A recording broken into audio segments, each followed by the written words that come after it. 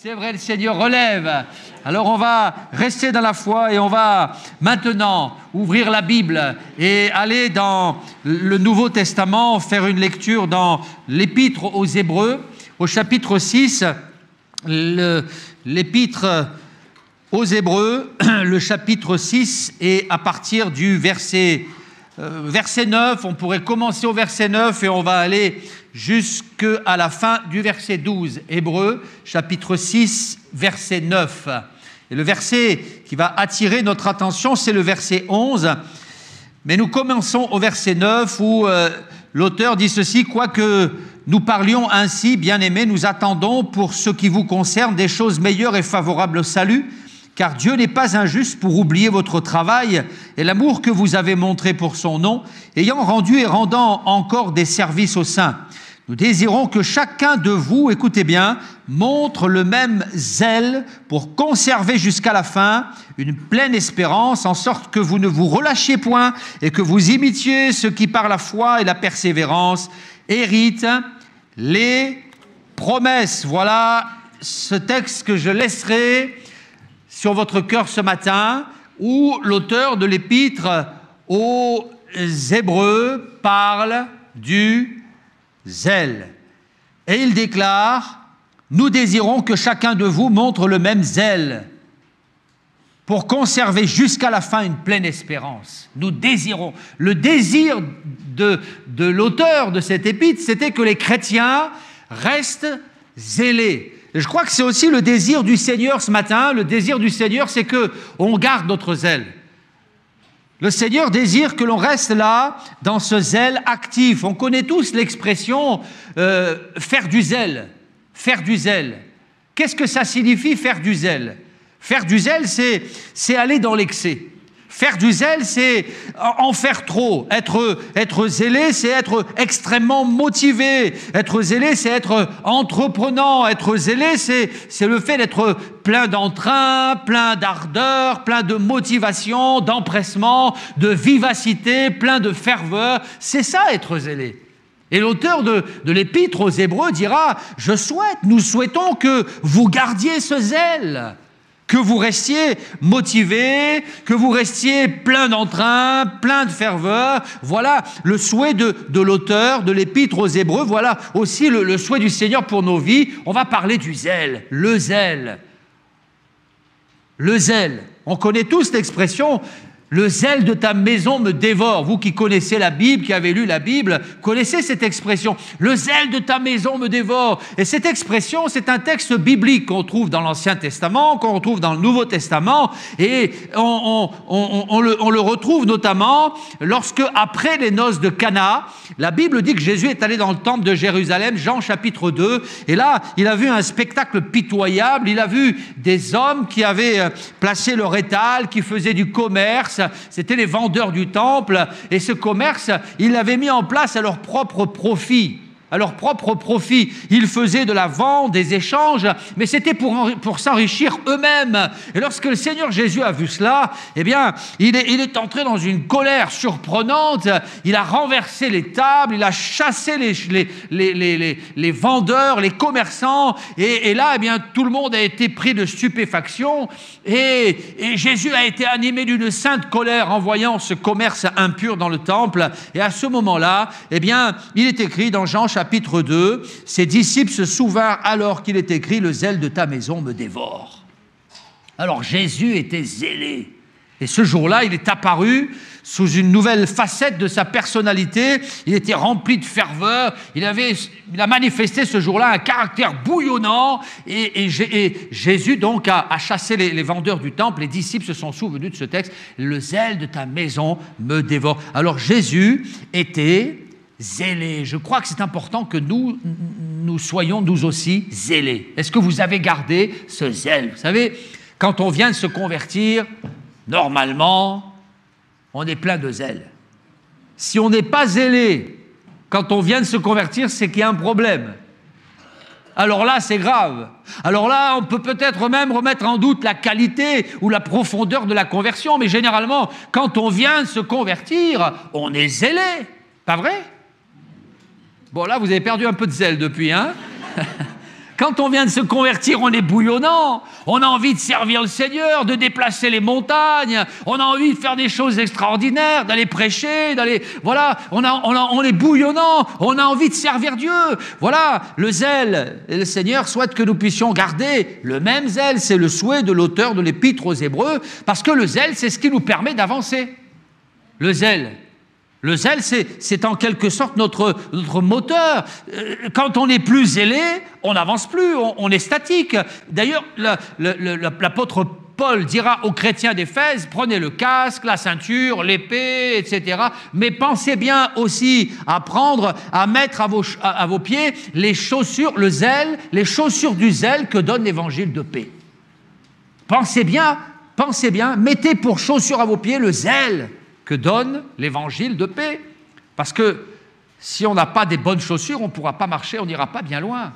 Imaginez un randonneur qui a tout son équipement, il a préparé tout son équipement, mais il a oublié ses chaussures.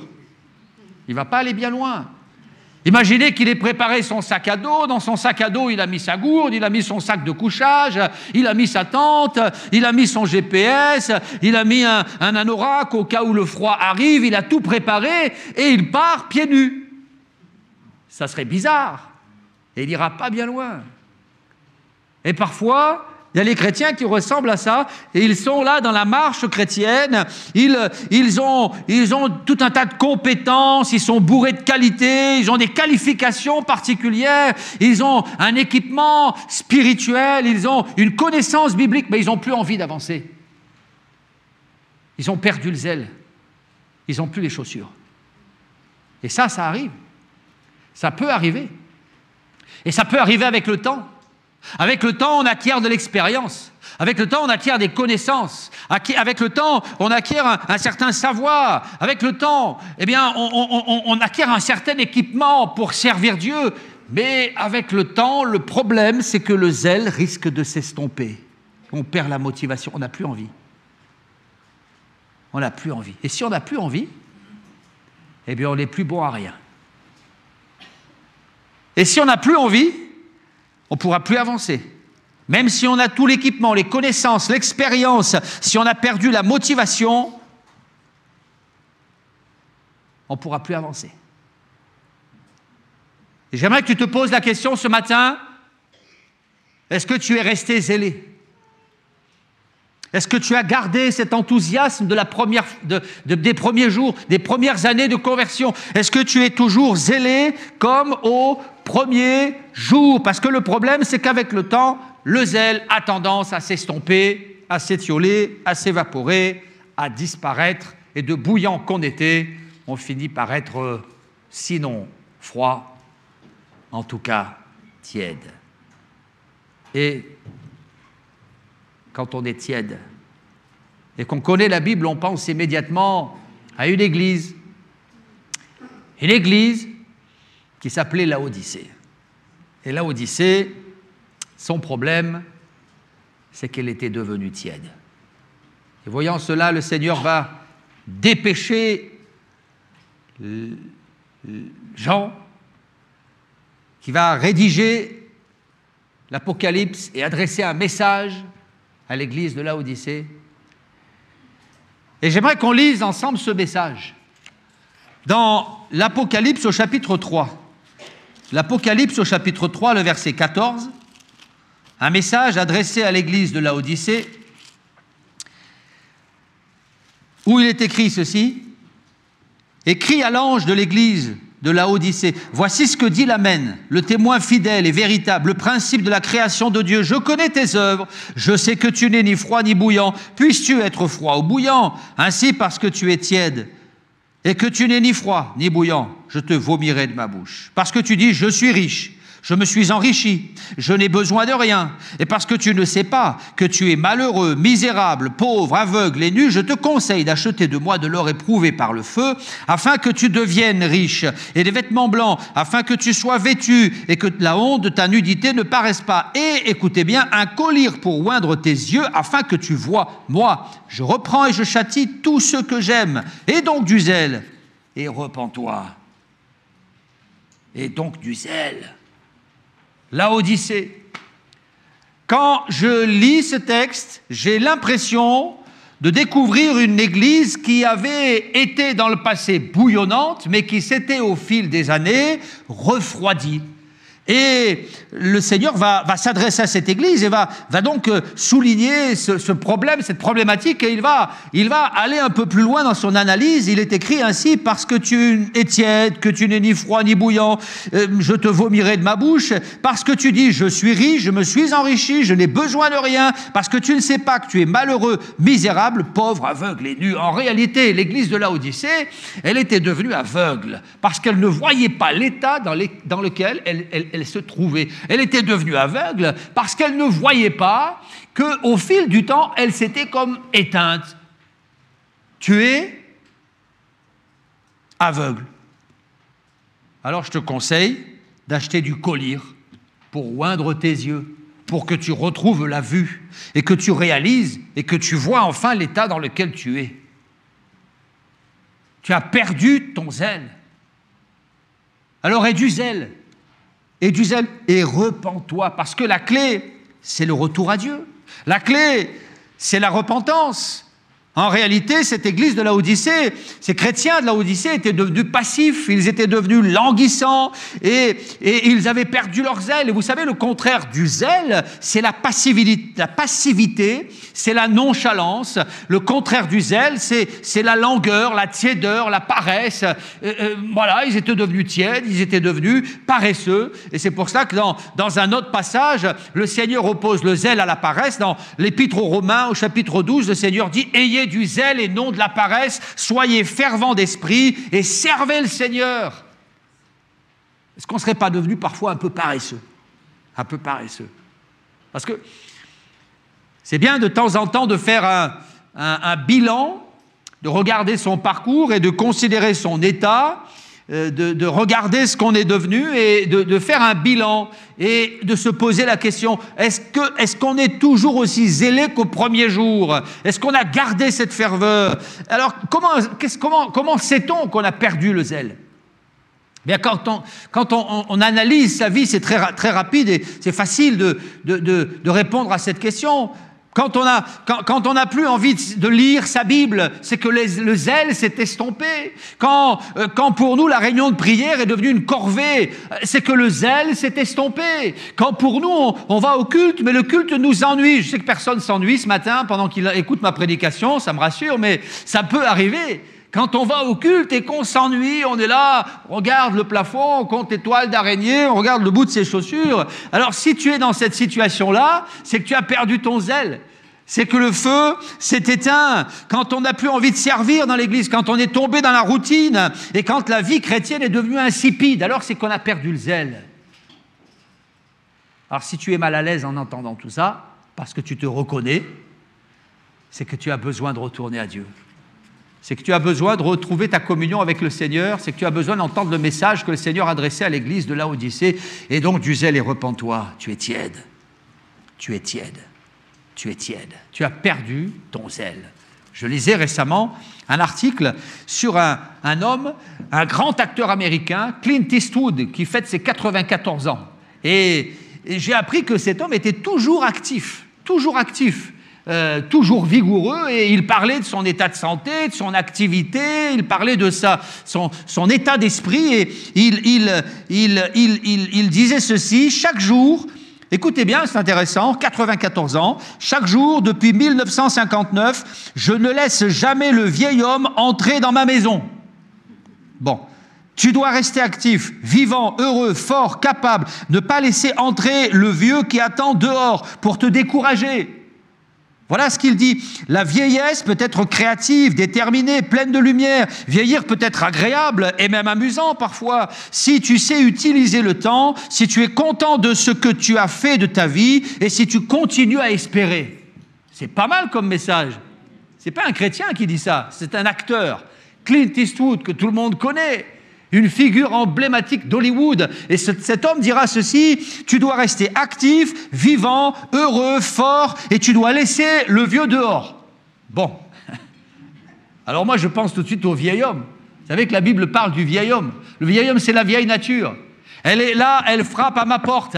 Elle voudrait entrer chez moi pour m'inoculer le virus de la paresse, de la langueur, le virus de la tiédeur. Et je crois que chaque matin, on doit se lever en disant « Je refuse d'être inactif, je veux rester vivant, je veux que ma foi reste vivante », comme l'a dit cet homme, qui n'est pas du tout chrétien, je ne pense pas en tout cas, mais pour nous, c'est un exemple, c'est un exemple. Tu dois te lever chaque matin en disant « Je veux garder mon zèle jusqu'à la fin, alléluia ». Quelles que soient les circonstances, les situations, quel que soit l'environnement, les événements, quel que soit mon entourage aussi, et je souligne ce mot entourage, parce que parfois, dans notre entourage, il y a aussi ce qu'on appellera les casseurs de zèle. Vous savez, ceux qui viennent pour vous casser le moral. Ceux qui sont là, en permanence, pour semer des petites graines de « Oui, mais tu crois que c'est possible ?»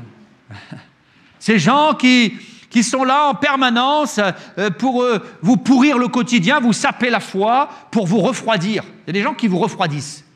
Ce sont des refroidisseurs. Des gens qui sont des pessimistes nés. Il n'y a qu'à les regarder, on perd la foi. Il n'y a qu'à les écouter et on se met à pleurer. Vous voyez ? Des gens qui vous refroidissent. Tu connais des gens comme ça ? Ne regarde pas ton voisin, hein ? Il y a des gens comme ça qui sont des spécialistes pour vous casser le moral. Alors, si tu as dans ton entourage un casseur de zèle, arrête de l'écouter, arrête de le regarder. Regarde à Jésus. Lève-toi chaque matin en disant « Moi, je veux laisser dehors la paresse, le découragement. Je veux rester zélé. Et zélé jusqu'au bout. » L'auteur de l'Épître aux Hébreux dira « Nous désirons que vous gardiez le même zèle jusqu'à la fin. » Le même zèle jusqu'à la fin. Alléluia. J'ai voulu vous parler du zèle. Et puis, en tournant les pages de ma Bible, je me suis aperçu que ça peut arriver de perdre le zèle. Si tu as perdu ce zèle, c'est pas anormal. Si tu as perdu ton zèle, c'est juste parce que tu es un être humain. Nous sommes des humains. L'humain est rarement linéaire, mais parfois il y a des baisses de régime, parfois il y a des moments où on est fatigué. Le temps des vacances, parfois, c'est un moment où on perd notre zèle. On est au repos, on s'assoit, on réfléchit, parfois on laisse des pensées pénétrer notre esprit, et puis au final, à la fin des vacances, on est tout raplapla, ramolli, à moitié défait, décomposé, on n'a plus envie de redémarrer, on n'a plus de zèle. Alors ça peut arriver. La bonne nouvelle ce matin, c'est qu'on peut retrouver son zèle. Il y a un garçon dans la Bible exemplaire, un garçon exemplaire qui s'appelait Tite. Et j'aimerais qu'on lise un passage, c'est l'apôtre Paul qui parle de Tite dans la deuxième lettre de Paul aux Corinthiens, 2 Corinthiens, le chapitre 8, le verset 16. Alors, le 2 Corinthiens 8, c'est un texte qui nous parle de la collecte des offrandes. À cette époque, on collectait les offrandes et les dîmes et on les envoyait à l'œuvre de Dieu. Et il y avait des hommes qui étaient chargés de la collecte des offrandes, de la distribution des offrandes, des hommes qui étaient chargés de cela. C'était les trésoriers de l'époque. Et donc, il est question de cela dans 2 Corinthiens chapitre 8. Et on va demander à Tite de se charger de l'acheminement des offrandes. Et il est écrit au verset 16, « Grâce soit rendue à Dieu de ce qu'il a mis dans le cœur de Tite le même empressement que vous, car il a accueilli notre demande, et c'est avec un nouveau zèle et de son plein gré qu'il part pour aller chez vous. » Alors je m'arrête ici. Parce qu'il y a une belle expression dans ce passage. On comprend qu'ils avaient sollicité Tite pour récupérer les offrandes et les amener aux chrétiens de Corinthe qui en avaient besoin. Et lorsque Tite a été sollicité, il est écrit de lui, nous rendons grâce à Dieu de ce qu'il a mis dans le cœur de Tite le même empressement que vous. Il a accueilli notre demande. Et c'est avec un nouveau zèle et de son plein gré qu'il part. Un nouveau zèle. Mais moi, j'ai le sentiment, en lisant ça, que Tite avait probablement eu une petite baisse de régime. Il avait besoin de retrouver un nouveau zèle, un renouveau spirituel, un redémarrage spirituel. Et c'est ce qui s'est passé, un nouveau zèle. Alors on ne sait pas pourquoi.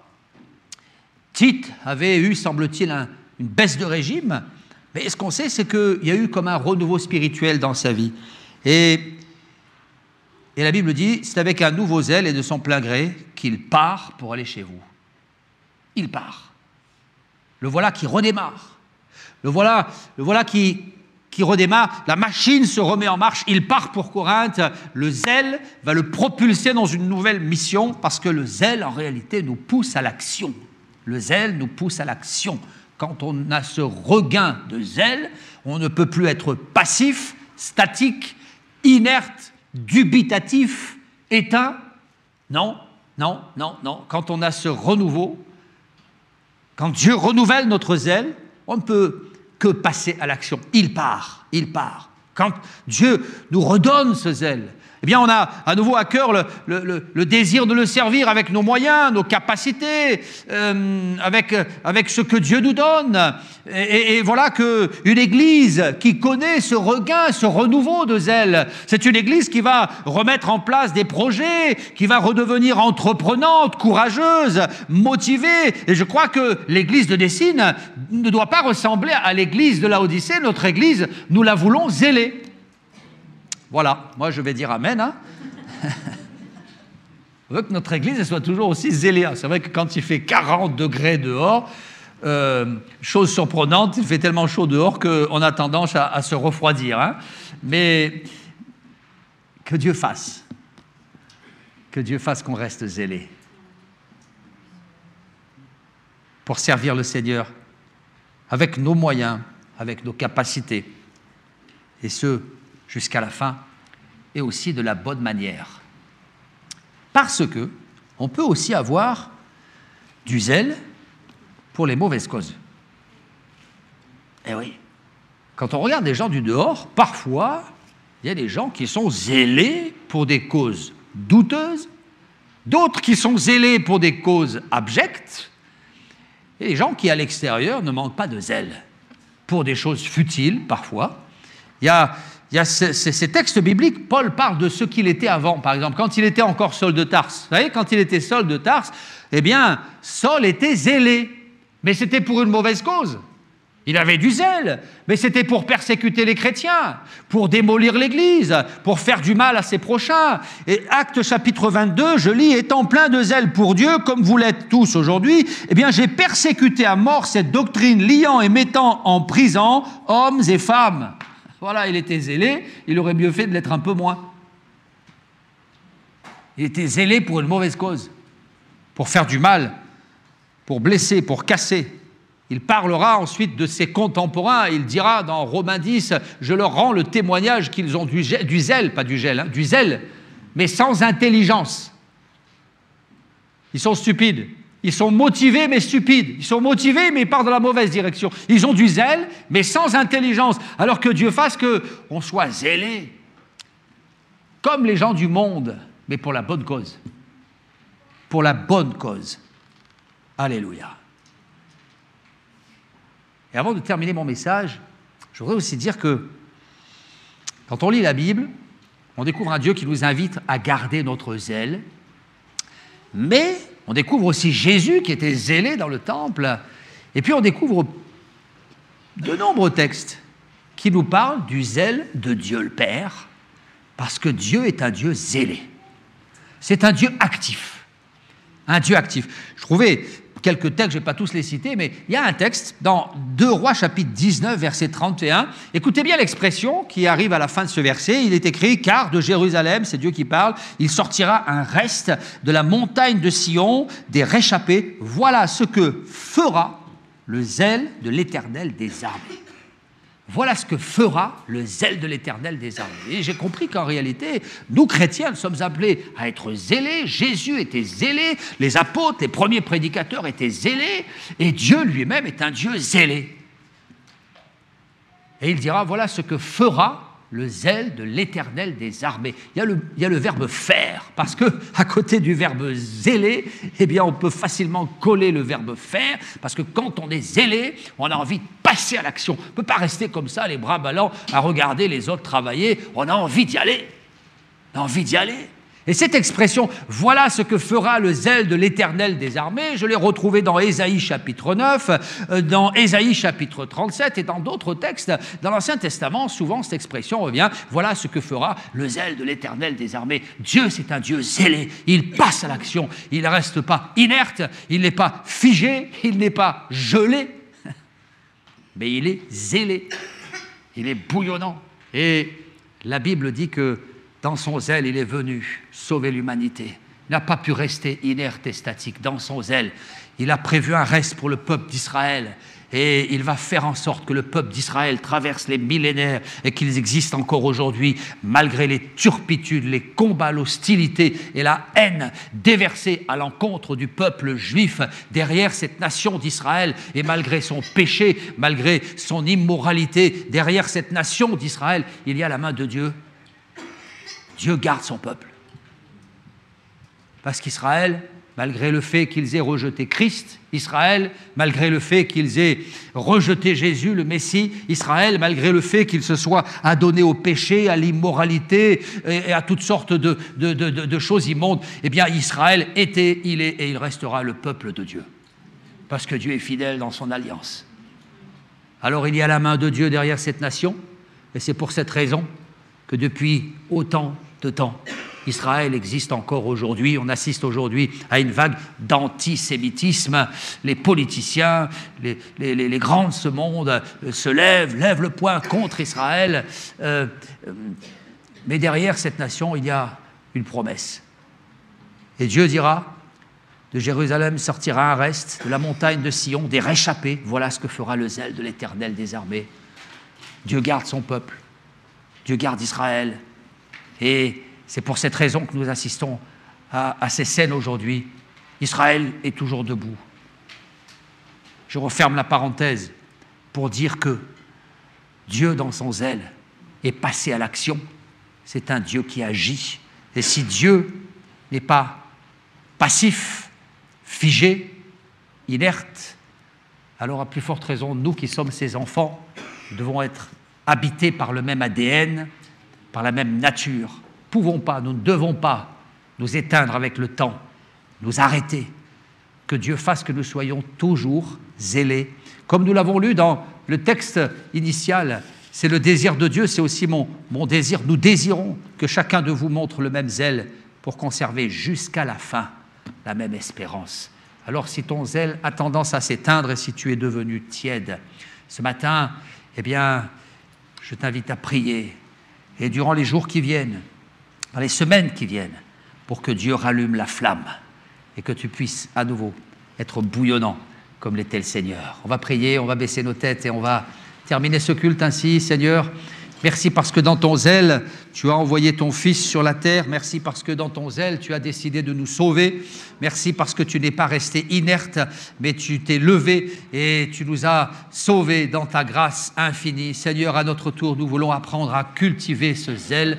Nous ne voulons pas laisser la paresse prendre le dessus sur notre foi. Nous ne voulons pas laisser la nonchalance prendre le pas sur notre enthousiasme, mais nous voulons chaque jour, chaque matin, prier pour que tu nous redonnes la ferveur. Oui, Seigneur, redonne-nous les chaussures, oui, les chaussures que donne l'évangile de paix, les chaussures du zèle qui nous permettront d'avancer. Si ce matin, quelqu'un s'est arrêté sur le bord du chemin, viens frapper à sa porte et viens lui redonner la foi, viens lui redonner le désir d'avancer, de marcher, de combattre encore pour toi.